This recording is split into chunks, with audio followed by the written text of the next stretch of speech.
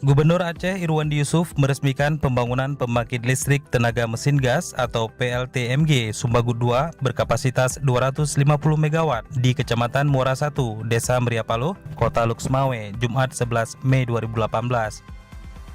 Pembangkit listrik tersebut akan memperkuat sistem kelistrikan wilayah Aceh dan diharapkan dapat beroperasi pada akhir tahun 2019. Peresmian tersebut ditandai dengan peletakan batu pertama oleh Irwandi Yusuf bersama Wali Kota Luxmawe Suhadi Yahya, GM PLN Aceh Jeffrey Rosiadi, dan pejabat PLN lainnya. Irwandi mengatakan untuk mendukung masuknya investor dalam membangun investasi di kawasan ekonomi khusus Arun Luxmawe adalah ketersediaan pasokan tenaga listrik di wilayah Aceh, khususnya di kota Luxmawe. Penambahan energi listrik, kata Irwandi, harus dilakukan guna memenuhi kebutuhan masa depan. Langkah inilah yang terus dilakukan PT PLN dengan dukungan pemerintah Aceh.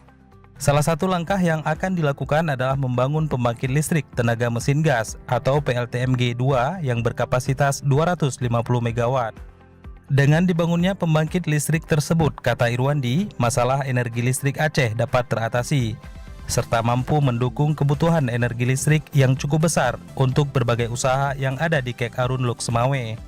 Irwandi juga menyampaikan beberapa pembangkit listrik yang telah dibangun di Aceh juga akan memasuki tahap penyelesaian.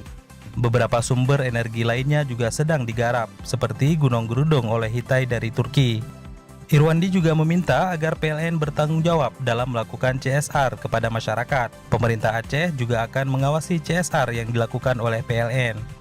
Pada kesempatan tersebut, Irwandi juga menghimbau PLN agar memastikan ketersediaan listrik selama bulan Ramadan. Untuk diketahui, proyek pembangunan PLTMG Sumbagut 2 250 MW yang dilaksanakan oleh kontraktor konsorsium PT Wijaya Karya dan PT Sawatama serta TSK merupakan proyek strategis nasional dan salah satu program 35.000 MW yang dicanangkan oleh pemerintah.